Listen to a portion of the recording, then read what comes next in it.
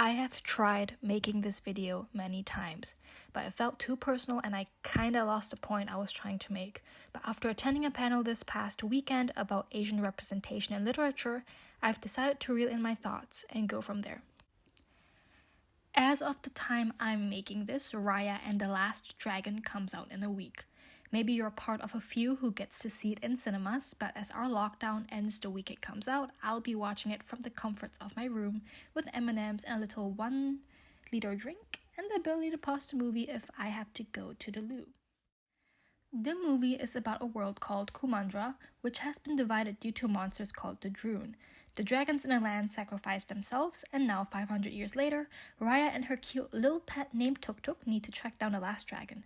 By the looks of it, it's pretty action-heavy and doesn't involve singing, even though a lot of Disney princesses do, except Merida, but she's Disney Pixar.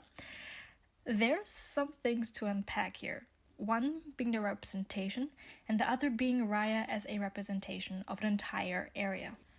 Now, one of the things that gathered attention was the fact that Raya is the first Southeast Asian princess in the Disney lineup, which is pretty amazing because Southeast Asian representation is scarce in Hollywood in itself, and everything tends to stay near certain stereotypes catered to a predominantly white audience.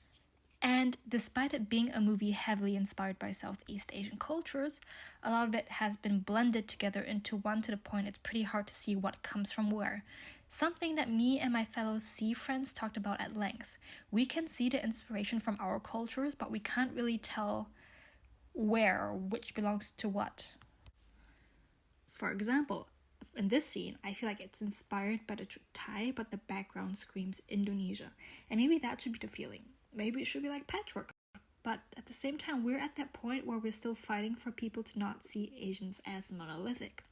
A lot of movies in Hollywood with Asians play along the lines of this person has to be smart, has next to no feelings, be good at kung fu, is crazy rich, they have a rag to riches story from the slums, or are running away from their family to start a better life. It's all pretty cookie cutter. There was a conversation I had with a friend about LGBT representation in media. A lot of movies focus primarily on gay couples. Even that is catered to a specific story. And it's beautiful to see them, but it's also a sign that the world is ready to open that door and let in other movies, not gatekeep them to a certain stereotype or a story.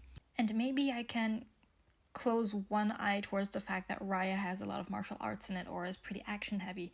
I mean, a lot of Southeast Asian cultures has martial arts as their national sports, but at the same time, I am one of those Asians who did not get into taekwondo lessons as a kid. I was put into swimming, so I can't fight for the life. Now, Raya does not have a specific ethnicity.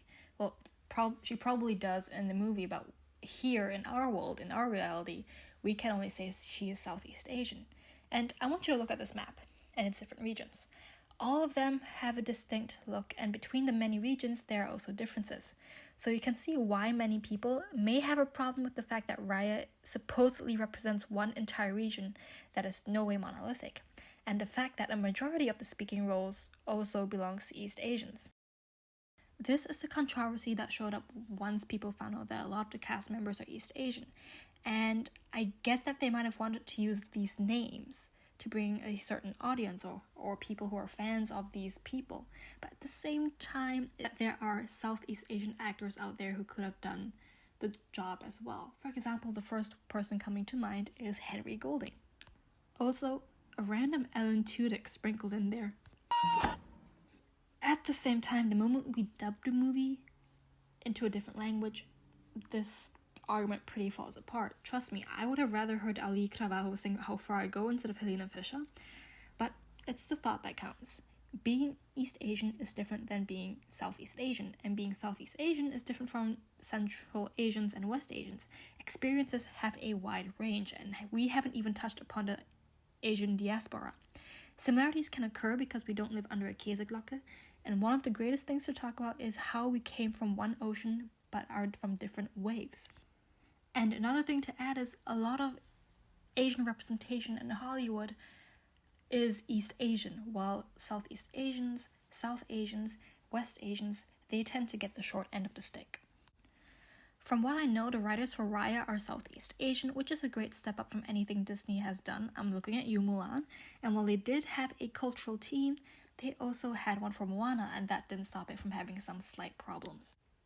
Everyone deserves to see themselves on the big screen. Sometimes, we don't always need to have a story that has something to do with our culture. Sometimes you just need characters playing everyday people. Let the person be a main lead of a movie or a love interest, the baker who runs a confiserie or the girl next door. But if you're going to add culture, let it be accurate and not a caricature. Let people from that culture write stories about them and direct them, because we can tell and feel the difference. We've had some progress in this area for the past few years, with movies like Always Be My Maybe, Crazy Rich Asians, Lion, and while I have yet to see it, I definitely look forward to the movie Minari. And I've loved these movies, as much as I love Jimmy Woo in WandaVision because he's a wonderful example of having an Asian character without having his culture be in the foreground. He's just badass. He is a person. Let us be portrayed as people and not as stereotypes or objects just for the viewing eye. When I go into this movie, I will look forward to seeing the story as it is, a Southeast Asian inspired adventure flick. But that won't stop me from seeing what can be done better, and I hope you all do the same. Enjoy what you watch, but also be critical. These things can coexist. I'll probably be like that guy from the Smithsonian Museum who both loves and hates Moana. So until then, build a Mandalorian armor, drink some good chatham, and until then. For some reason, for a very long time, I was under the impression that the movie was called Raya and the Lost Princess. I don't know why. And also, my animated self has a bun today, because shout out to anyone whose national costume involves a headache bun.